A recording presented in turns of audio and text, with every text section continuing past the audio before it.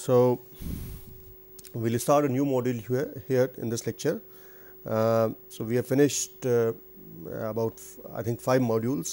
First one was based on structure, then we moved on to defects, and then we moved on to conduction or movement of defect, diffusion and conduction, and then we looked at insulating or dielectric ceramics with a focus on linear dielectrics, and then in module 5, in the last module, we discussed nonlinear dielectrics, which show extraordinary properties like ferroelectricity, piezoelectricity and pyroelectricity.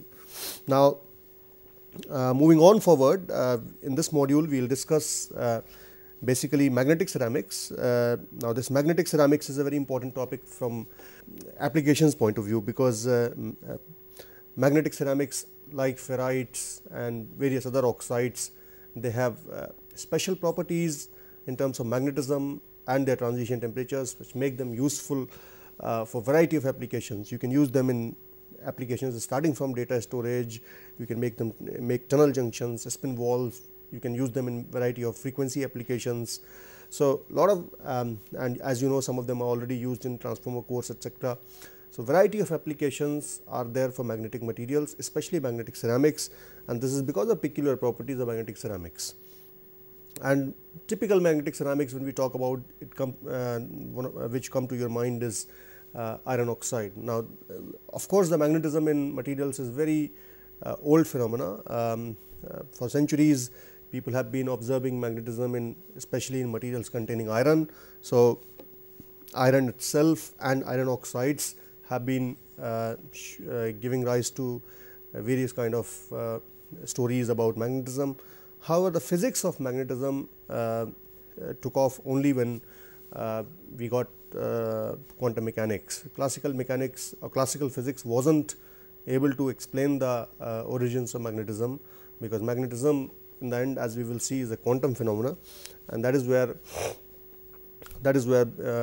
quantum mechanics start of 1900 or so, when quantum mechanics started being explained by people like Einstein, Niels Bohr, Heisenberg, etc. Then of course, magnetism was explained in a much better way. So, what we will do is in this module is we will first discuss the basic reasons of magnetism, what kind of magnetism, what gives rise to magnetism, what kind of magnetism are there, and then slowly we will move on to magnetic ceramics, with most of the emphasis on ferrites, because ferrites are the most common magnetic ceramics. So, the way we will follow is we will just first study basics of magnetism, and then we will look at types of magnetism, and then we will look at essentially. So, this will be followed by discussion on for instance diamagnetism,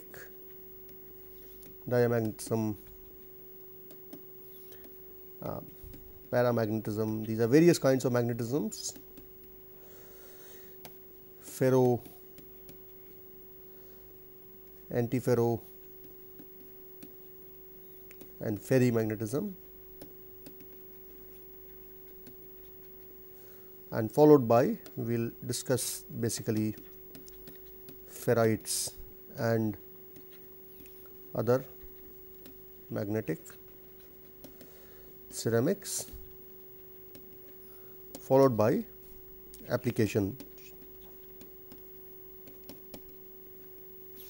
Now, here we will spend quite a lot of time here, because these are important concepts, and then of course, some time will be spent here. So, we will cover this module in roughly 5-6 lectures. So, stay tuned for the next few lectures. So, we will first look at the basic magnetic properties, and basic magnetic properties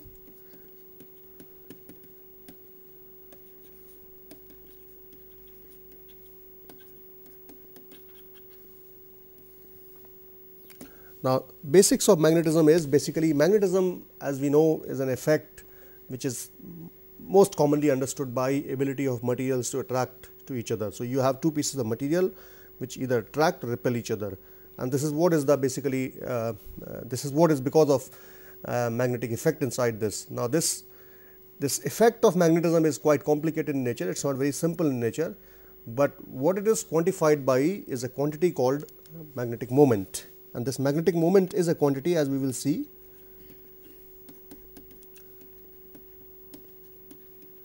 And this magnetic moment is the quantity which quantifies the extent of magnetism. So, when you are worried about when you have two pieces of material, now how much, what is the attractive force or repulsive force between them is determined by the magnetic moment inside the material. So, magnetic moment is a fundamental quantity of the material, and this is you should not confuse this magnetic moment with the dipole moment. In module 4 we looked at dipole moment, which is because of separation of charges from each other. As a result, you have dipole moment. Now, here this magnetic moment is not because of separation of charges, it is rather because of different reasons. So, the contributors to magnetic moment in the material can be variety different types. So, the first contribution comes from orbital moment. The orbital moment comes from basically you have here you have to look at the structure of atom.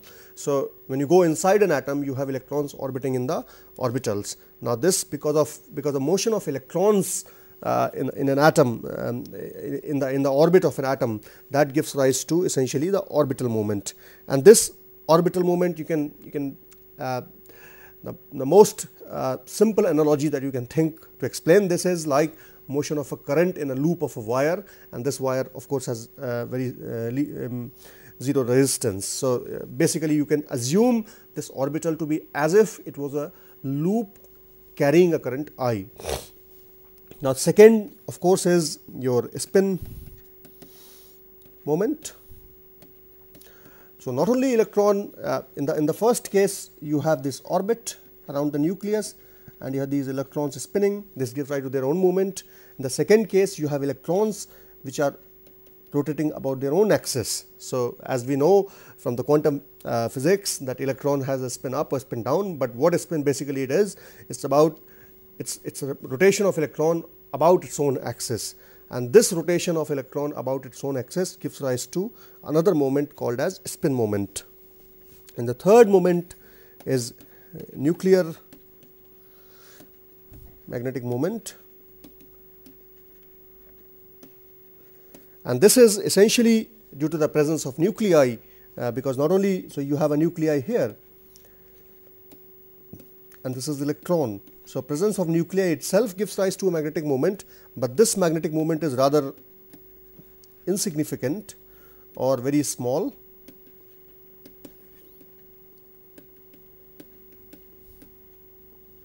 As compared to the above two. As a result, in most of the discussion on magnetism, this nuclear magnetic moment is neglected, and we will neglect this in our discussion as well.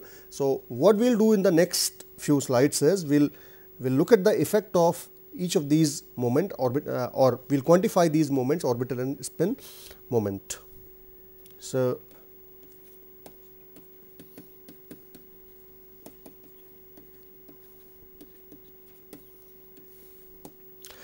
as I said that orbital moment can be thought of as if you have a loop of the wire, and in this wire you have a current I which is flowing. So, if you have a picture like this,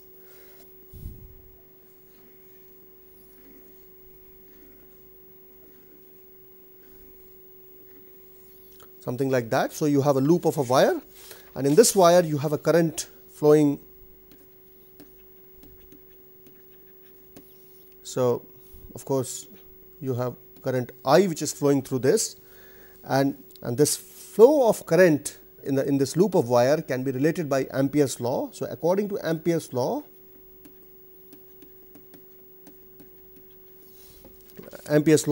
when a current I flows through a coil or a loop of wire, it gives rise to a magnetic field, and this magnetic field, so basically you have induced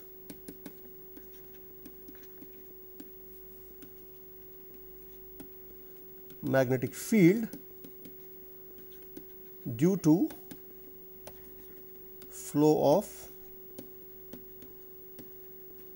current I in a wire, and this magnetic field is perpendicular to the plane of the loop. So, you can see this is the plane of the loop. So, if I just shade it a little bit, so this is the plane of the loop. So, this is perpendicular to this plane. So, you have this field H, and this field H is related to the current by N multiplied by I. So, H is the field, N is the number of turns, and this I is the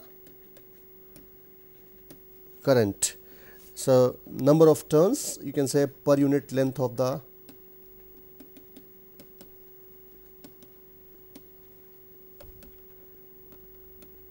otherwise you have to take L length into account as well, and I is the current in ampere and H is the field in ampere per meter, okay, because this is number of turns per meter or per unit length. So, this field is essentially, it has units of ampere per meter. Now, so based on this analogy, so this I can also be related to. So, what we will do now is we will consider this orbit or the loop of the wire as an orbit, and then we will move on further. Now, according to classical physics, this current I is related to charge, and this is related to Q by T. So, Q is charge and T is time, right. So, basically current is nothing but charge per unit time. So, what is now here, if I want to, what is the quantity that you can express in other parameters? The only quantity that you can express in other parameters is time. So, time is what? Time is nothing but distance by velocity, and if you know that your orbit is of radius r and your electron is moving, let us say that way, then so your or that way or this way, it does not matter, only the field direction will change. So, this time will be T will be given as distance is the whole circumference, which is 2 pi r,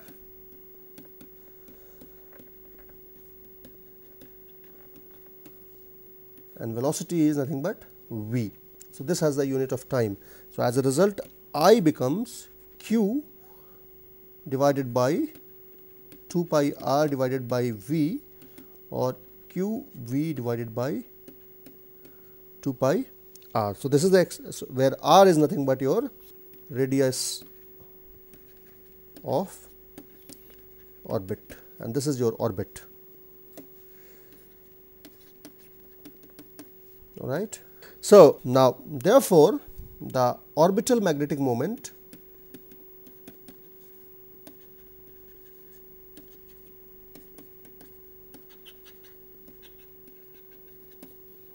we define it as mu orbit. So, mu orbit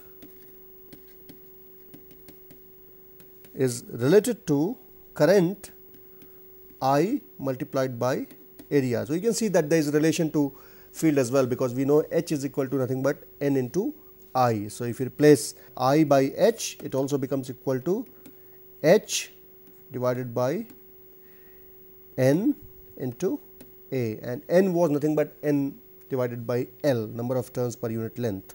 So, this has a relation. So, let us forget about this at the moment. Let us just focus on I multiplied by A. So, basically the orbital magnetic moment is current multiplied by the area of the loop. So, this I is nothing but from the previous slide, if we go to previous slide, I is q v divided by 2 pi r. So, this is q v divided by 2 pi r, and A is nothing but equal to pi r square, which is the area of the loop. So, this is, you can cancel r here, pi cancel each other again. So, this becomes q v r divided by 2, and I can further modify it a little bit.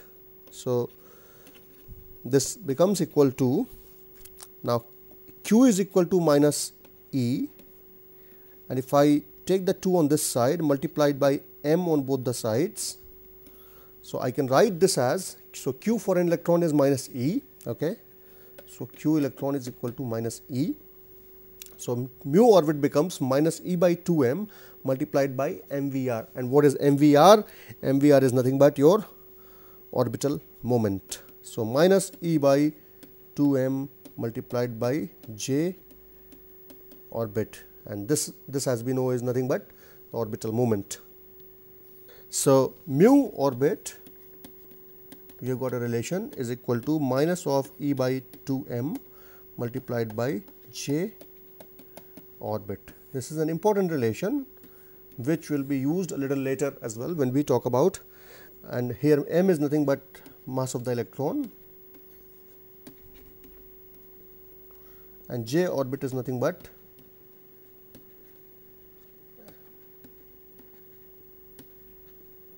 angular momentum, mvr, which is nothing but mvr. So, we have got an expression for orbital magnetic moment. Now, we have to get an expression for spin magnetic moment, and then we get the total magnetic moment. So, we move to now spin magnetic moment.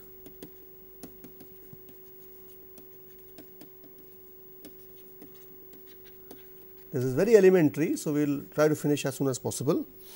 One thing that you must realize from the previous expression is that orbital magnetic moment can be expressed as multiples of orbital angular momentum. So, this is something which is important, because E by m can be taken as a constant, because E is constant, m is constant. So, essentially mu orbit is nothing but a multiple of j orbit, which is the orbital angular momentum. So, now we look at spin magnetic moment.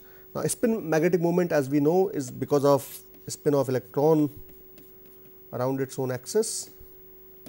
So, this is for purely quantum mechanical reasons. This essentially the ratio of spin to angular moment is minus E by m. So, essentially what it means is that mu spin is equal to minus of E by m into j, and j, as we know, is nothing but angular momentum. So, angular momentum of electron, spin orbit, spin magnetic moment of in a material is twice to that of the orbital magnetic moment, and this is for purely quantum mechanical reasons, which you can go in any standard book on magnetism. So, essentially what it means is that, so you have this is the angular momentum,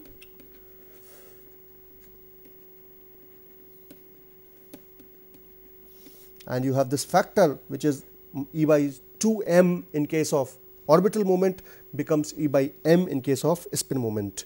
And this you can say because you always have the spin taking place in one direction, then you have a spin in another direction, and both of them sort of add up and give rise to a total momentum which is twice to that of the orbital momentum. And then, having known these two, the net magnetic moment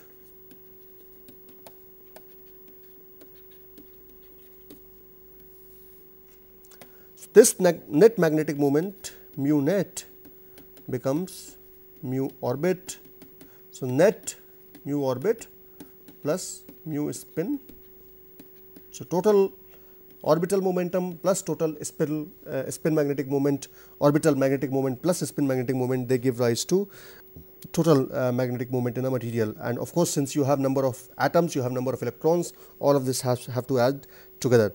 Now, this quantum mechanically is explained little differently, and this is quantum mechanically written as G multiplied by E by 2 m multiplied by J, and this G is called as Landé-G factor, and this is again a purely quantum mechanical factor, and this is because the value of G is always between 1 and 2. So, if this value is 1, then the magnetic moment is purely contributed by orbital magnetic moment, and if this value is 2, then this magnetic moment is purely contributed by spin magnetic moment, and this depends upon the type of material.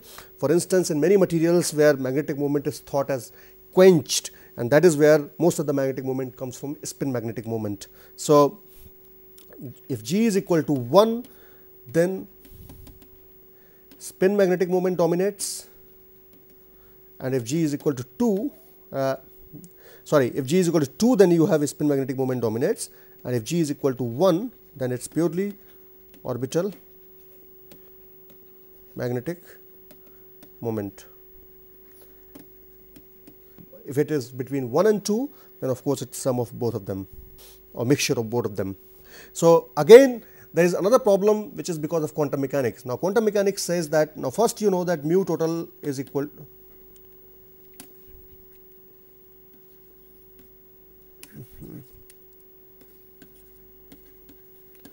you know that mu, now we say that mu net is equal to G E by 2m J, but according to quantum mechanics this J is also quantized, which is the angular momentum for both electron spinning around its own axis as well as spinning in the orbit as well, rotating in the orbit. Now, according to quantum mechanics, this J cannot take any value, it also takes the specific values which are called as quantized values. So, according to that, now, and these quantized values are defined by your spin quantum number, which is S, and orbital quantum number, which is L. So, the magnitude of J is going to be determined by whether it is spin dominated or orbital dominated. But the whole point is, according to quantum mechanics, this J has to be quantized, and this J is given as, capital J is given as small j multiplied by small j plus 1 under root of whole thing multiplied by h cross, and this small j is nothing but a characteristic quantum number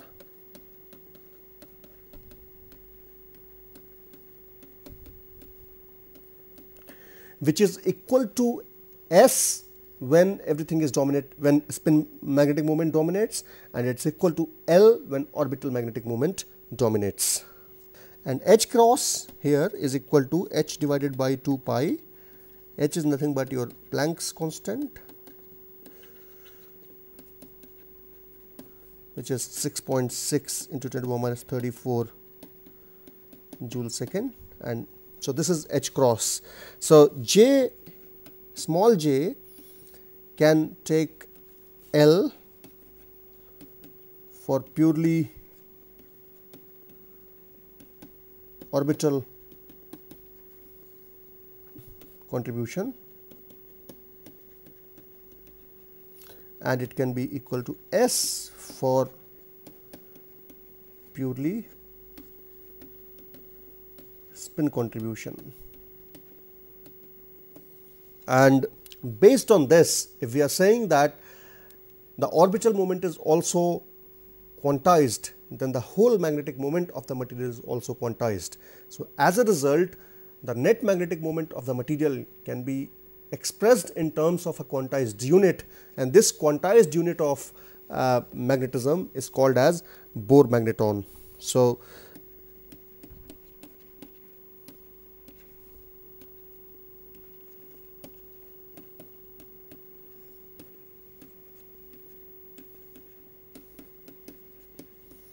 quantized basic unit of magnetic moment. So, this mu b is written as, this is called as, so Bohr magneton. Mu b is written as E h cross divided by 2 m, or E h divided by 4 pi m.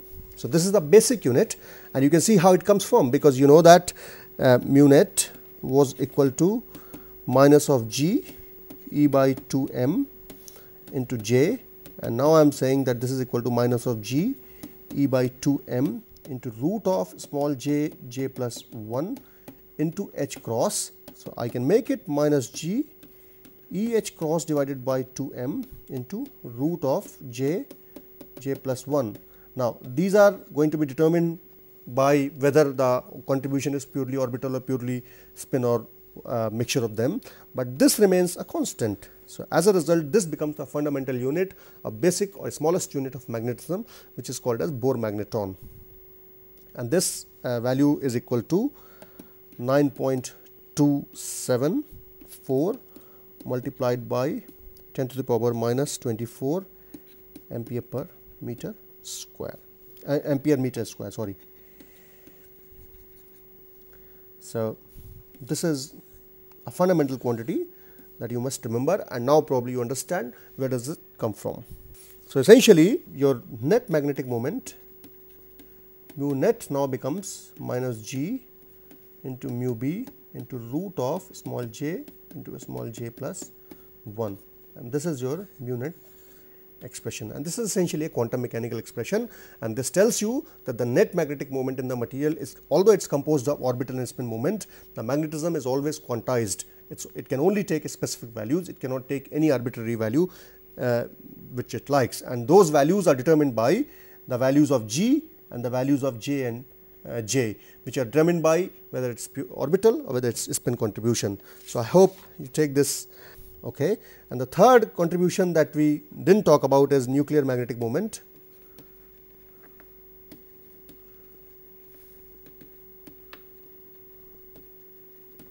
And this is very small in number. So, mu nuclear is of the order of 10 to the power minus 3 mu b. So, for most of the materials. So, as a result it is neglected. So, we just work with the orbital and spin contributions for most of the materials. So, this is the microscopic view of magnetization. There is also another view of magnetization. So, this is something which we inside the material, okay, which we see inside the material, but this total magnetic moment can also be seen in terms of what you see outside, and this is the total magnetic induction or total magnetization that comes of the material, comes out of the material that you can measure. So, what we are going to see now is basically a macroscopic nature of, or not nature, but macroscopic aspect of magnetism. Okay.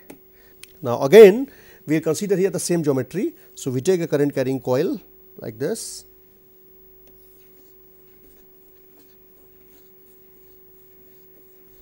and this current carrying coil of course have so you have a current flowing I,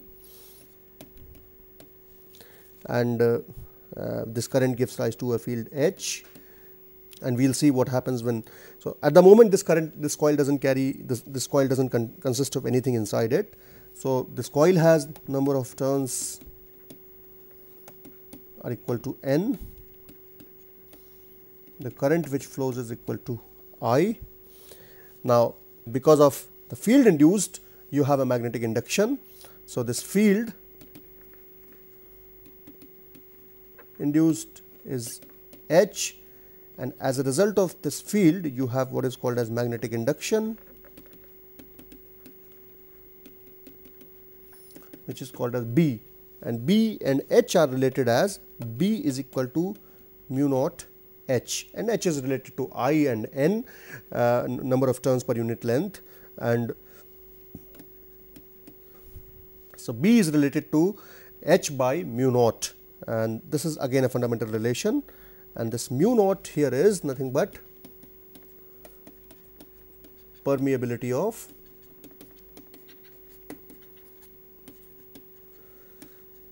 free space or vacuum, and its value is given as 4 pi into 10 to the power minus 7 Henry per meter, and B is given as either Tesla or Weber per meter square depending upon the convention, and this also explains that while H depends only on current and number of turns or the length of the coil. B depends upon not only H, but also on the medium which is inside the coil. So, also the medium, and this medium at the moment when there is nothing inside the coil, it is free space. What happens when you put something inside it? Something which has ability to magnetize. So, rewriting this equation, B can be written as mu naught into N I if you replace H. So, now imagine in that picture. So, again I redraw this. So, I have a current flowing I.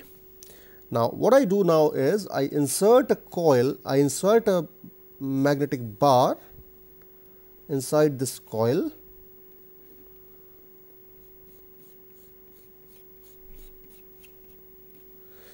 Now, this is just like what we did with capacitors. Okay. So, we had a capacitor which was the vacuum capacitor, and then when we inserted inside a vacuum capacitor a dielectric material, there was an extra effect of inserting a dielectric. So, as a result of insertion of a dielectric, or sorry, insertion of a magnetic material,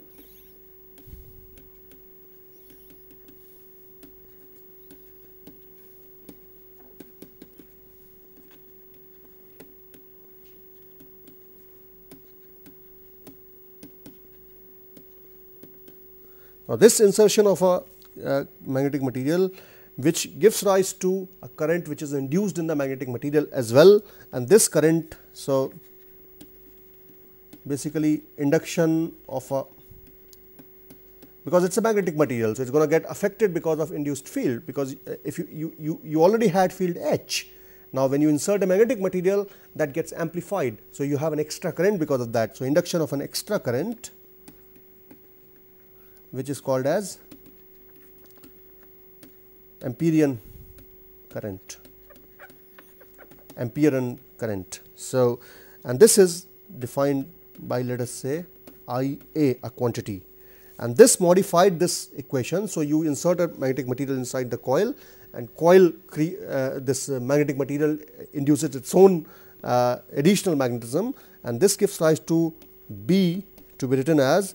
So, you had mu Ni from the earlier one, and what you have now on top of it is mu naught multiplied by I A, and this I A is the extra induced current which is because of insertion of a magnetic material. So, net magnetic induction has gone up.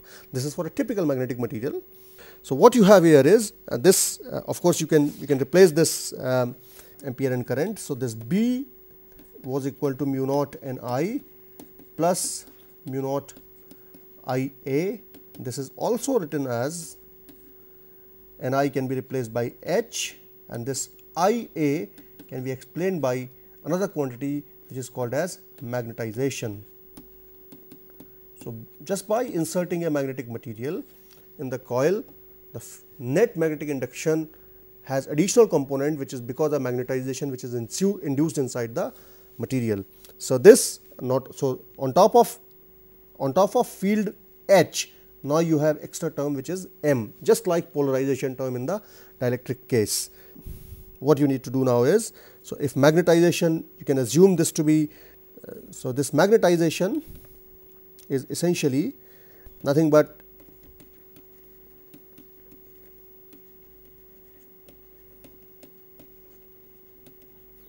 and this is related to field by another quantity which is called as chi m. So, just like, so the ratio of m versus h determines the magnetic response of the material, and this is nothing but your magnetic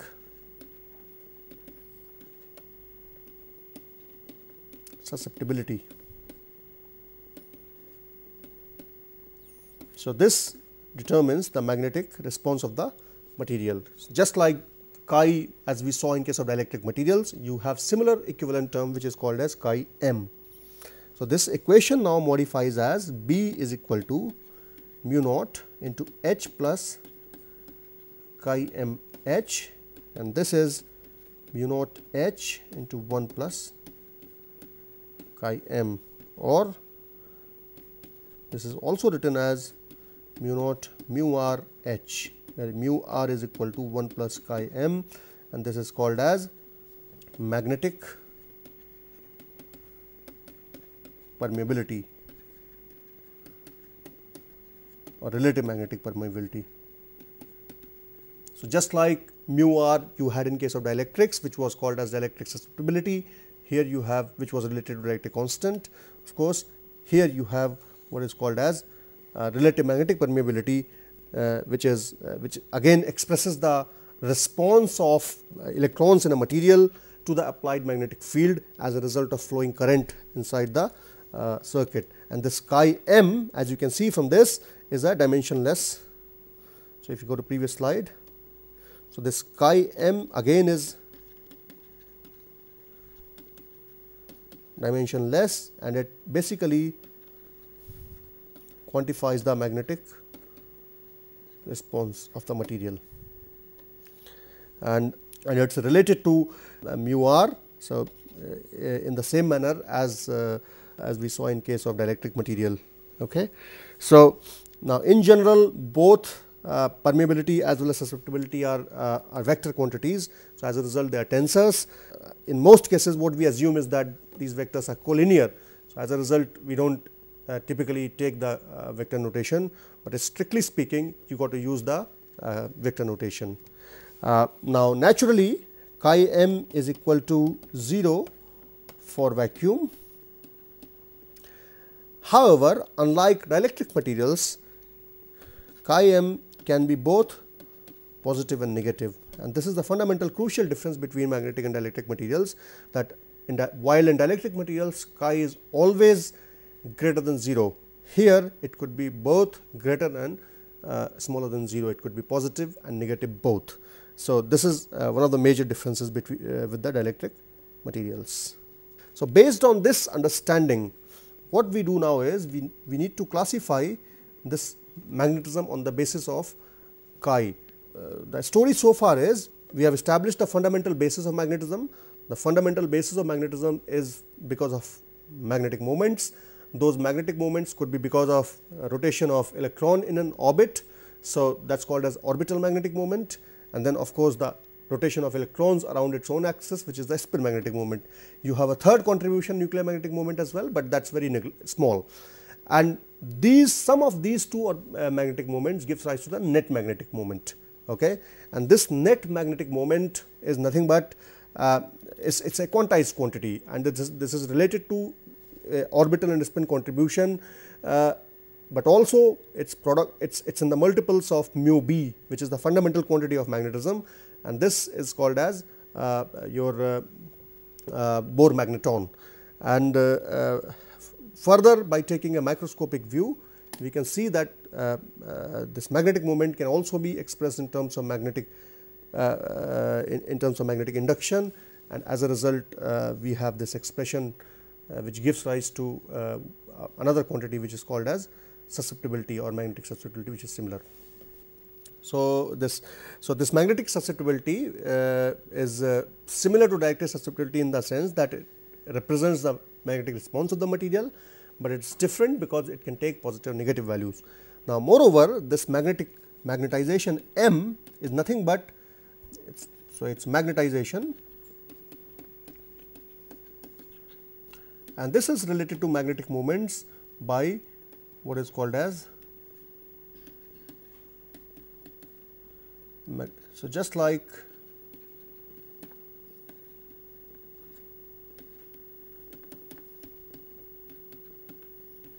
per unit volume of the material. So, just like we saw in case of ferroelectrics or dielectrics, we had this definition of magnetic moment, which is nothing but related to, so you can have per atom, so you can have magnetic moment per atom as mu. So, magnetization of the material will be number of atoms per unit volume multiplied by mu. So, if this is unit volume, you can take it n multiplied by mu. So, this is how you can say total magnetic moment per unit. Magnetization is nothing but total magnetic moment per unit volume of the material. So, this is the relation between magnetization, which is a macroscopic quantity, and magnetic moment, which is the microscopic quantity. Okay? And these two are related by number of atoms in a material. Okay? So, this is, we have evolved a concept of important magnetic quantity, which is nothing but your magnetic susceptibility. Now, based on this magnetic susceptibility, we can classify this magnetism in a very nice manner. So,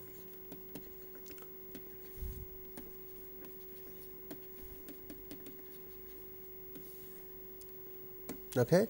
So, as I said that this chi m can be negative, it can be 0, and it can be positive, and depending upon the magnitude it could be a different kind of material. So, for materials which have negative susceptibility, they are called as diamagnetic material, or this kind of effect is called as, or materials which show negative susceptibility have an effect which is called as diamagnetism. And the materials which have, and of course, chi m is equal to 0 means that you do not have any magnetic material, or material is non-magnetic in nature. So, essentially it means that you have no magnetic materials being used, and this positive would mean that material could be either paramagnetic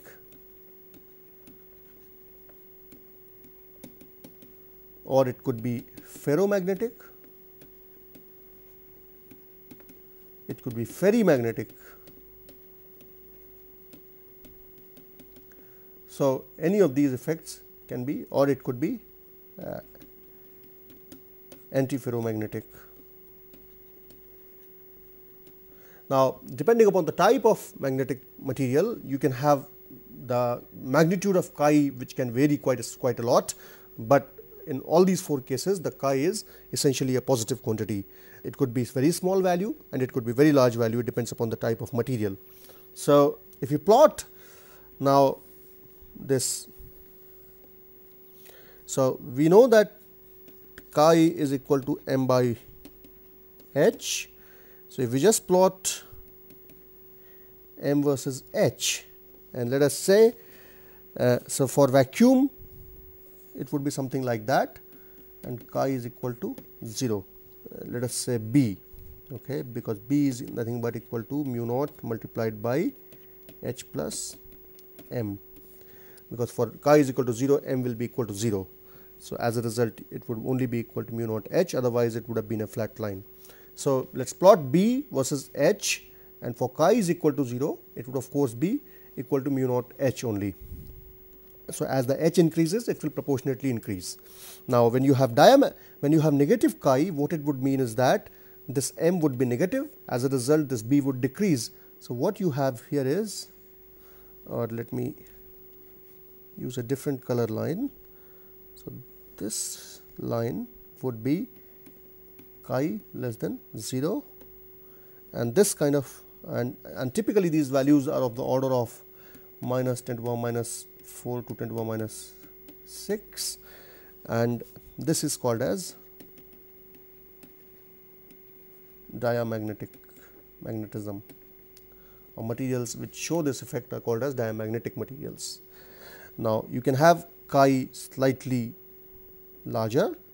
If you have slightly larger value of chi, then this is chi greater than 0, but again a small number, plus 10 to the power 5 minus 5 to 10 to the power 2 10 to the power minus 6, and this kind of material is called as paramagnetic material, or effect is called as paramagnetism, and this of course is vacuum. And then of course, you have very large chi, and this gives rise to large magnetic induction, and this is again chi is greater than 0, but it could be a quantity which can be as big as 10 to the power 5 to 10 to the power 6, and this typical effect is called as ferromagnetism or ferrimagnetism. And so, this is essentially the classification of magnetic materials, which is based on the sign of magnetic permeability, which is very different from what we saw in dielectric materials. You don't have a negative value there, you only have a positive value there. Moreover, dielectric materials are a little bit more nonlinear in nature. You have a lot of other interactions which play around in the dielectric materials. So, the diamagnetic materials typically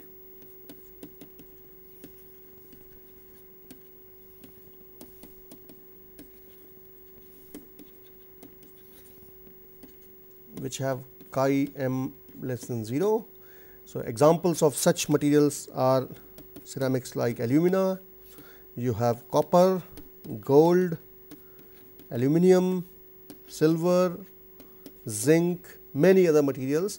They are all diamagnetic, which means they have a negative susceptibility on, and what it essentially means is that when you apply a field, then the induced magnetic moment in the material is not along the direction of field, but rather it opposes the direction of field. So, as a result you have a reduced magnetic induction.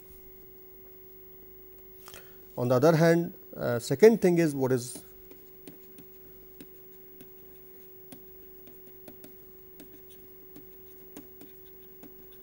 paramagnetic materials. So, chi m greater than 0, but 10 to the power minus 5 to 10 to the power minus 6, very small in number. So, you have very small induction inside the material, and these materials are for instance your chromium, titanium, zirconium, moly, variety of materials follow this kind of paramagnetic behavior. And then of course, what you have is the ferromagnetic, ferro or ferrimagnetic, and these have chi m which is greater than 0 and large number. And here you can have materials like iron, you can have cobalt, you can have nickel, materials like this, or you can have ferrites, variety of ferrites, typically iron ferrites for example, or you can have materials like nickel ferrite, NiFe2O4, etc., etc. So, these guys have very large, these materials have very large magnetic response to the applied field. So, this is the classification of magnetic material. I will give you certain values for this. So, for instance, if you look at diamagnetic material,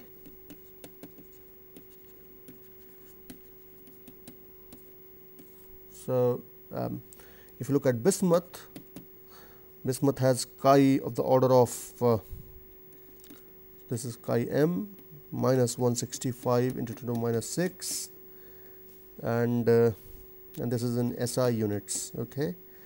And then you have beryllium. Beryllium also has minus 23.2 10 to the power minus 6, and then you can look at more common material like silver. It has minus 23.8 into 10 to the power minus 6, and you have gold which has minus 34 point something 10 to the power minus 6, and if you look at silicon, for instance, silicon is also a diamagnetic material.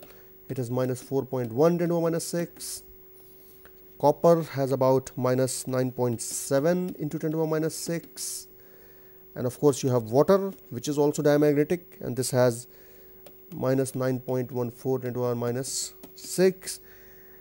So, these are the classes. Some books also include superconductors in this category, but superconductors are not diamagnetic. The reason books include is that because the superconductor in the superconducting state completely expel the magnetic field, which is sort of an analogy to diamagnetic material, but that effect is completely different. So, as a result, superconductors are not diamagnetic in nature. So, however, as a part of analogy, if you just compare them, then since they completely expel the magnetic field, so as a result the susceptibility is close to 1. So, in that sense a superconductor is a perfect diamagnet, but it is not a diamagnet. The effect is completely different, which we will discuss later in some modules. So, we will not include superconductor here, as you might find in some other books. And then you have paramagnetic materials, and here you can have, for instance, tungsten 77 into 10 to the power minus 6, again the SI unit of chi. You can have aluminum, which is, hang on, So I think we can replace aluminum here. Aluminum is not diamagnetic, it's paramagnetic. So aluminum is 20 something into 10 to the minus 6, and then you have platinum, which is also something 260 something 10 to the minus 6. So these are the values for paramagnetic material. Similarly, if you look at ferromagnetic, then you have of course steel, and you can say low carbon steel, and this has values exceeding 5 into 10 to the power 3 or 5000. And then of course you have iron silicon, and iron 3% silicon again around 40,000. And then you can have what is called as Ni nickel iron moly alloys, and they have of the order of 10 to the power 6. So very large magnetic response to the applied magnetic field. So this is the classification of material. Now you should also note that except in case of diamagnetic materials, in all other cases that the susceptibilities are temperature dependent, as we will see in case of, as we will see in the analysis. So here just as information, so chi m for diamagnetic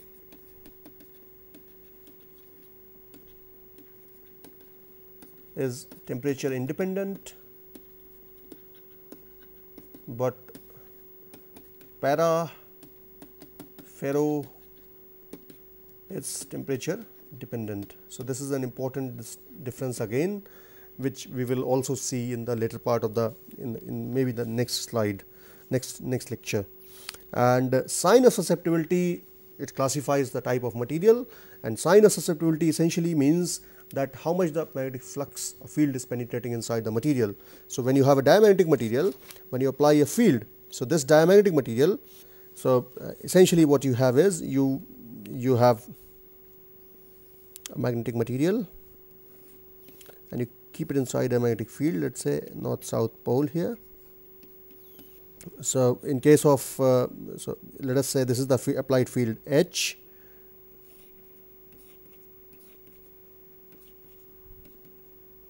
So you have some induction mu naught H, mu naught M, and this is mu naught H, and this M is smaller. So little bit penetration of the field. If you have a ferromagnet, in case of ferromagnet you have very strong flux lines on the surface. So this M is large, complete penetration but large induction. In case of diamagnetic material, what you have is you have a diamagnetic material. So this is your mu naught H, but this is your mu naught M. So you have some opposition to the applied field. So this induced magnetization is in opposite direction. So this is a qualitative description of how magnetic field penetrates inside the. So this means that magnetic field does not completely penetrate inside the diamagnetic material. It has tendency to be repulsed in that sense, in the sense of magnetic flux lines. Whereas in case of ferromagnet, it completely gets. So you have these flux lines going inside the material completely. So as a result, it has very deep penetration and in large induced magnetization. So what we will do is that we will stop here today. In the next class, what we will do is that we will do the mathematical treatment of diamagnetism, paramagnetism, and followed by treatment of ferromagnetism and other kind of magnetism before we move on into the ferrites. So, so this lecture was essentially about explaining the origins of magnetism, looking at it at the microscopic level, looking at it at the macroscopic level, and then relating them each other, and then evolving a quantity called as susceptibility, which is a fundamental quantity, dimensionless quantity, whose magnitude and sign determines the kind of magnetic behavior of the material, and that very qualitatively noticed. And based on this, we defined different materials: diamagnetic material which has a negative susceptibility, and then you have para, ferro, ferri which have positive susceptibility. Thank you.